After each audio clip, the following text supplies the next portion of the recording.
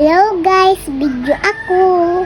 Dumating ka na ba sa point na wala ka na nung tipong wala ka nang lapitan? Alam mo ba, according to the Bible, sabi po doon, my God will supply every need of yours according to His riches in glory in Christ Jesus. Sabi niya, ask and it shall be given. Seek and do some pipe.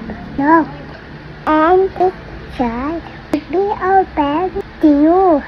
Matthew 7 verse 7. Kaya ka na pong mag-uwi. Lord na po ang bahala. He will provide. Wag na pong mag-reklamo mo. Magpasalamat at humingi lagi sa kanya ng tulong. Okay? I miss you.